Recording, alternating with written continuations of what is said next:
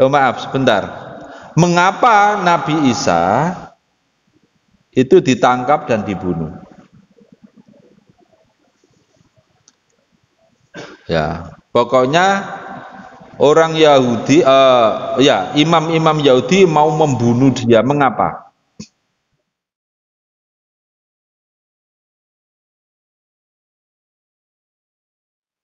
Nah, malahum bihi min ilmi.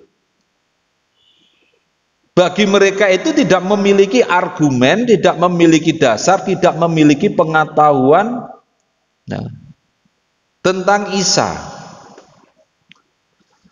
Loh, apa betul itu para penangkap dan penyalibnya tidak tahu Nabi Isa? Kita buktikan nanti. Tidak dengan Al-Quran, tapi dengan ayat-ayat kitab suci Kristen sendiri. Itu terbukti. Kalau Al-Quran jelas membantah. Mereka nggak punya dasar, nggak punya pengetahuan, ya, tentang Nabi Isa itu. Ini bukan orang Kristennya yang itu ya, tapi penangkapnya, penyalibnya, nggak tahu Nabi Isa, nggak punya pengetahuan tentang Nabi Isa itu. Apalagi kemudian orang Kristen yang berkeyakinan bahwa Yesus disalib mati untuk menebus dosa manusia sedunia, tambah bohong itu. Kita buktikan nanti. Nah,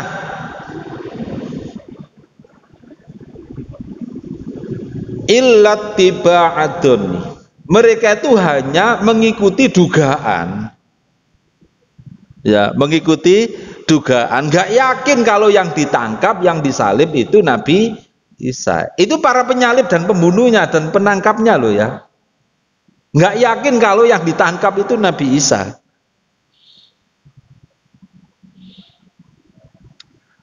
Ya. Nah, apa betul para penangkapnya itu tidak yakin bahwa yang ditangkap, yang disalib, mati disalib itu sebenarnya bukan Nabi Isa? Ini buktinya.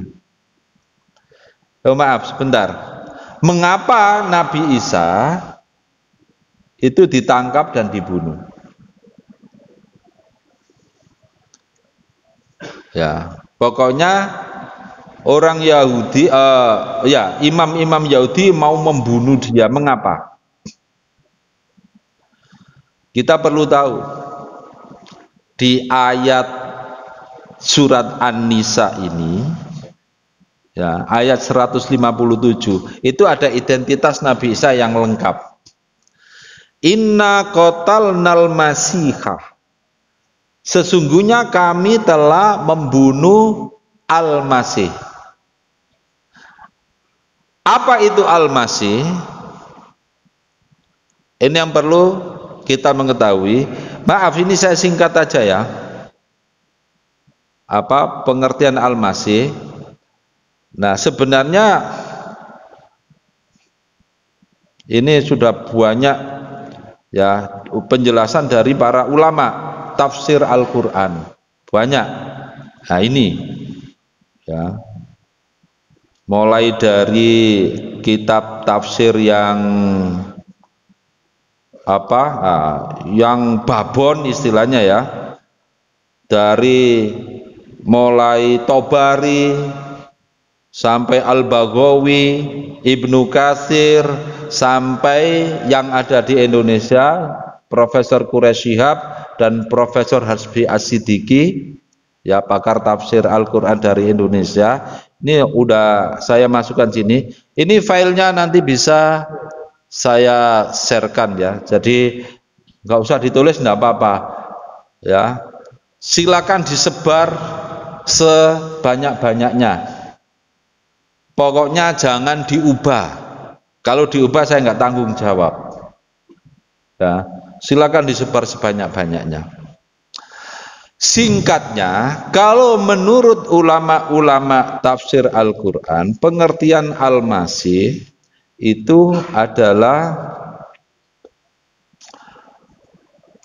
Yang pertama, dinyatakan para ulama tafsir berbeda pendapat tentang pengertian al-masih. Ya, satu, berbeda pendapat. Loh kok beda? Oh, namanya penafsiran, kan itu. Jadi kita jangan fanatik menurut kitab tafsir ini pengertian. Oh, namanya pendapat itu bisa salah, bisa benar. Makanya ulama-ulama tafsir dengan tawaduknya mengatakan para ulama berbeda pendapat, tidak menyatakan menurut saya yang benar, enggak. Karena kita perlu mengelaborasi pengetahuan seluas-luasnya. Nah, diantaranya pengertiannya adalah berasal dari kata masaha. Karena masaha itu artinya bahasa Indonesianya adalah mengusap, menghapus atau menapaki. Nah, dengan demikian muncullah beberapa penjelasan. Pengertian al-masih itu adalah pada waktu dia baru lahir keluar dari rahim ibunya, ia diolesi, diurapi, dilumuri dengan minyak suci. Ya, kalau minyak sucinya orang Jawa apa, Pak?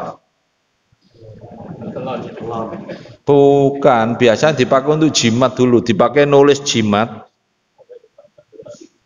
Minyak misik ya. Itu sebenarnya nggak mahal itu harganya, karena yang beli kadang dukun-dukun itu beli itu kalau dikasih harga murah nggak yakin, akhirnya dimahalkan, diampel itu harganya 100 jadi 1,5 juta. Ya ini gara-gara dukun-dukun itu ya. Ada pula yang mengatakan mengapa Nabi Isa disebut Al-Masih, karena beliau untuk menyembuhkan orang-orang sakit parah cukup dengan mengusap anggota bagian yang sakit.